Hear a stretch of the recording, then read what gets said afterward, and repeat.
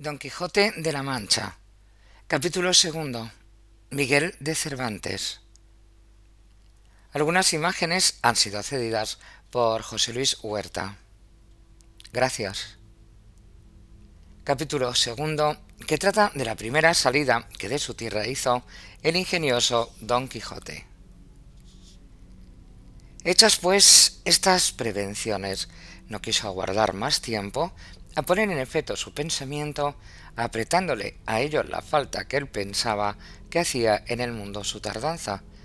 según eran los agravios que pensaba deshacer, tuertos que enderezar, sin razones que enmendar, y abusos que mejorar, y deudas que satisfacer. Y así, sin dar parte a persona alguna de su intención, y sin que nadie le viese, una mañana antes del día, que era uno de los calurosos del mes de julio, se armó de todas sus armas, subió sobre Rocinante, puesta su mal compuesta celada, embrazó su adarga, tomó su lanza, y por la puerta falsa de un corral salió al campo, con grandísimo contento y alborozo de ver con cuánta facilidad había dado principio a su buen deseo. Mas apenas se vio en el campo cuando le asaltó un pensamiento terrible y tal que por poco le hiciera dejar la comenzada empresa. Y fue que le vino a la memoria que no era armado caballero y que, conforme a ley de caballería, ni podía ni debía tomar armas con ningún caballero, y puesto que lo fuera, había de llevar armas blancas como novel caballero, sin empresa en el escudo, hasta que por su esfuerzo la ganase. Estos pensamientos le hicieron titubear en su propósito, mas, pudiendo más su locura que otra razón alguna, propuso de hacerse armar caballero del primero que topase, a imitación de otros muchos que así lo hicieron, según él había leído en los libros que tal le tenían. En lo de las armas blancas, pensaba limpiarlas de manera, en teniendo lugar que lo fuesen más que un arminio, y con esto se quietó y prosiguió su camino, sin llevar otro que aquel que su caballo quería, creyendo que en aquello consistía la fuerza de las aventuras. Yendo pues caminando nuestro flamante aventurero, iba hablando consigo mismo y diciendo: ¿Quién duda sino que en los venideros tiempos, cuando salga a luz la verdadera historia de mis famosos hechos, que el sabio que los escribiere no ponga, cuando llegue a contar esta mi primera salida tan de mañana, de esta manera? Apenas había el rubicundo Apolo tendido por la faz de la ancha y espaciosa tierra las doradas hebras de sus hermosos cabellos, y apenas los pequeños y pintados pajarillos con sus arpadas lenguas habían saludado con dulce y meliflua armonía la venida de la rosada aurora,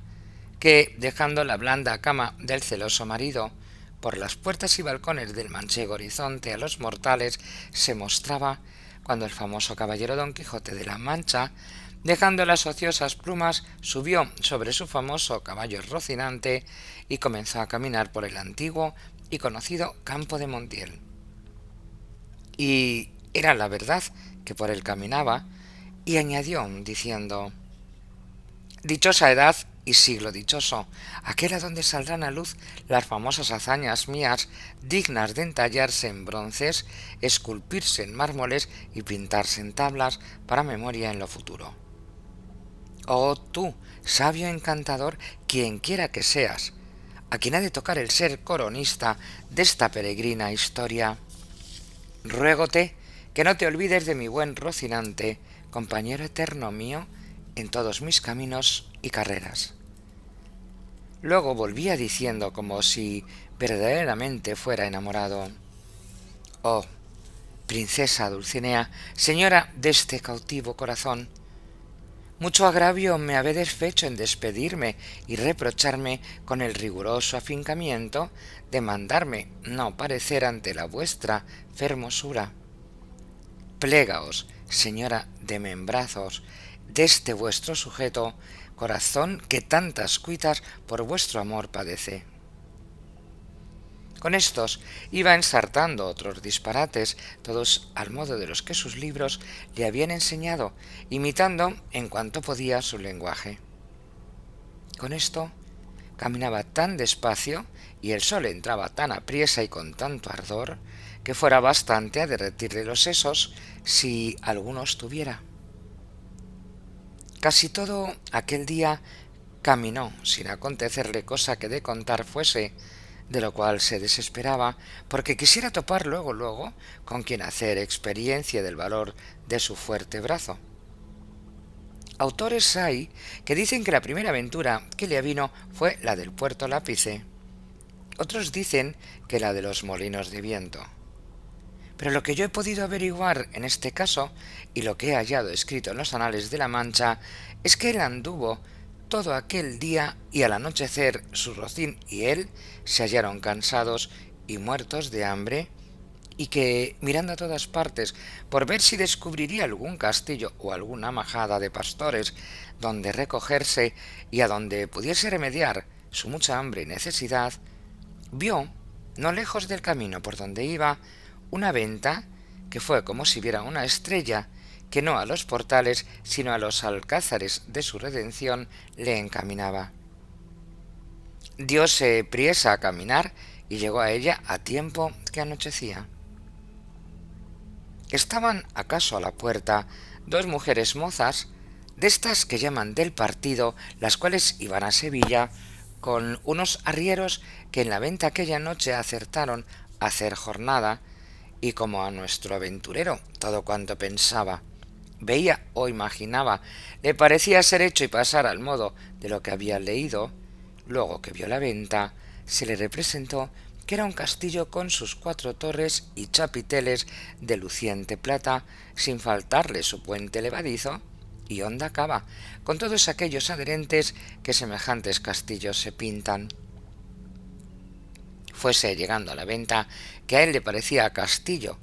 y a poco trecho de ella detuvo las riendas a Rocinante, esperando que algún enano se pusiese entre las almenas a dar señal con alguna trompeta de que llegaba caballero al castillo. Pero como vio que se tardaban y que Rocinante se daba priesa por llegar a la caballeriza, se llegó a la puerta de la venta y vio a las dos distraídas mozas que allí estaban, que a él le parecieron dos hermosas doncellas o dos graciosas damas que delante de la puerta del castillo se estaban solazando.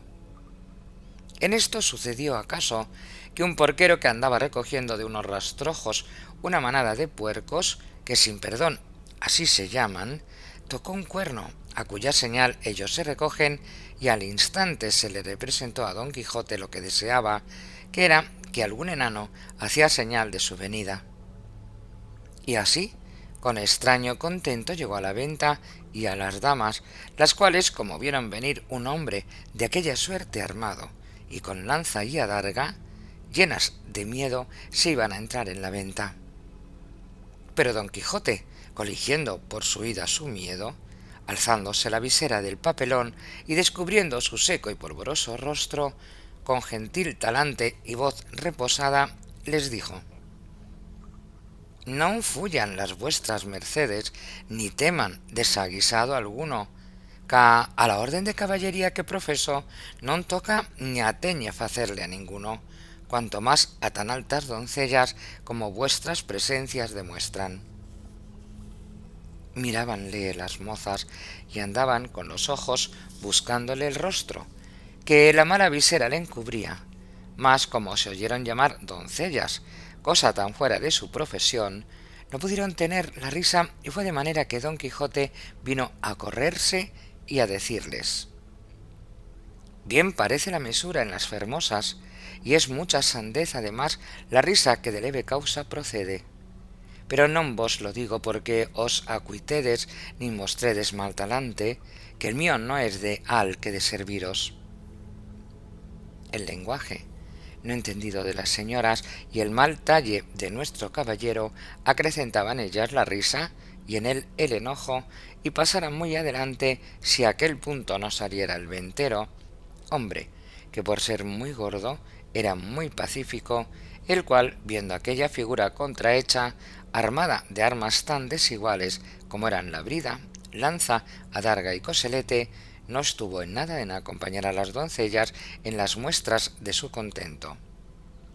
Mas, en efecto, temiendo la máquina de tantos pertrechos, determinó de hablarle comedidamente, y así le dijo: si vuestra merced, señor caballero, busca posada, amén del lecho, porque en esta venta no hay ninguno, todo lo demás se hallará en ella en mucha abundancia. Viendo don Quijote la humildad del alcaide de la fortaleza, que tal le pareció a él el ventero y la venta, respondió: para mí, señor castellano, cualquiera cosa basta, porque mis arreos son las armas, mi descanso el pelear, etc. Pensó el huésped que el haberle llamado castellano había sido por haberle parecido de los sanos de Castilla, aunque él era andaluz, y de los de la playa de Sanlúcar, no menos ladrón que caco, ni menos maleante que estudiantado paje, y así le respondió: según eso, las camas de vuestra merced serán duras peñas, y su dormir siempre velar. Y siendo así, bien se puede apear con seguridad de hallar en esta choza ocasión y ocasiones para no dormir en todo un año, cuanto más en una noche. Y diciendo esto fue a tener el estribo a don Quijote, el cual se apeó con mucha dificultad y trabajo, como aquel que en todo aquel día no se había desayunado. Dijo luego al huésped que le tuviese mucho cuidado de su caballo, porque era la mejor pieza que comía pan en el mundo. Miróle el ventero, y no le pareció tan bueno como don Quijote decía, ni aun la mitad, y acomodándole en la caballeriza, volvió a ver lo que su huésped mandaba, al cual estaban desarmando las doncellas que ya se habían reconciliado con él, las cuales, aunque le habían quitado el peto y el espaldar, jamás supieron ni pudieron desencajarle la gola, ni quitarle la contrahecha celada, que traía atada con unas cintas verdes, y era menester cortarlas por no poder quitar los ñudos. Mas él no lo quiso consentir en ninguna manera, y así se quedó toda aquella noche con la celada puesta, que era la más graciosa y extraña figura que se pudiera pensar. Y al desarmarle, como él se imaginaba que aquellas traídas y llevadas que le desarmaban eran algunas principales señoras y damas de aquel castillo, les dijo con mucho donaire: nunca fuera caballero de damas tan bien servido como fuera don Quijote cuando de su aldea vino. Doncellas curaban dél, princesas del su Rocino, o Rocinante, que este es el nombre, señoras mías, de mi caballo, y don Quijote de la Mancha el mío, que, puesto que no quisiera descubrirme, basta que las fazañas hechas en vuestro servicio y pro me descubrieran la fuerza de acomodar al propósito presente este romance viejo de Lanzarote ha sido causa que sepáis mi nombre antes de toda razón. Pero tiempo vendrá en que las vuestras señorías me manden y yo obedezca, y el valor de mi brazo descubra el deseo que tengo de serviros. Las mozas, que no estaban hechas a oír semejantes retóricas, no respondían palabra. Sólo le preguntaron si quería comer alguna cosa. Cualquiera llantaría yo, respondió don Quijote, porque a lo que entiendo me haría mucho al caso. A dicha, acertó a ser viernes aquel día, y no había en toda la venta sino unas raciones de un pescado que en Castilla llaman abadejo, y en Andalucía bacallao, y en otras partes curadillo, y en otras truchuela. Preguntáronle si por ventura comería a su merced truchuela, que no había otro pescado que dalle a comer. Como haya muchas truchuelas, respondió don Quijote, podrán servir de una trucha, porque eso se me da, que me den 8 reales en sencillos que en una pieza de a 8. Cuanto más que podría ser que fuesen estas truchuelas como la ternera, que es mejor que la vaca, y el cabrito que el cabrón. Pero, sea lo que fuere, venga luego, que el trabajo y peso de las armas no se puede llevar sin el gobierno de las tripas. Pusiéronle la mesa a la puerta de la venta por el fresco y trújole el huésped una porción del mal remojado y peor cocido bacallao y un pan tan negro y mugriento como sus armas. Pero era materia de grande risa verle comer, porque, como tenía puesta la celada y alzada la visera, no podía poner nada en la boca con sus manos si otro no se lo daba y ponía, y ansí una de aquellas señoras servía de este menester. Mas al darle de beber no fue posible, ni lo fuera si el ventero no dara una caña, y puesto él un cabo en la boca por el otro, le iba echando el vino. Y todo esto lo recibía en paciencia, a trueco de no romper las cintas de la celada. Estando en esto, llegó acaso a la venta un castrador de puercos, y así como llegó, sonó su silbato de cañas 4 o 5 veces, con lo cual acabó de confirmar don Quijote que estaba en algún famoso castillo y que le servían con música y que el abadejo eran truchas, el pan candeal y las rameras damas y el ventero castellano del castillo, y con esto daba por bien empleada su determinación y salida. Mas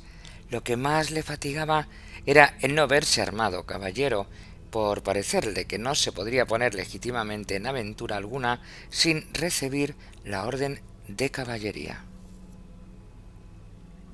Leído por Teresa para Jardín de Palabras.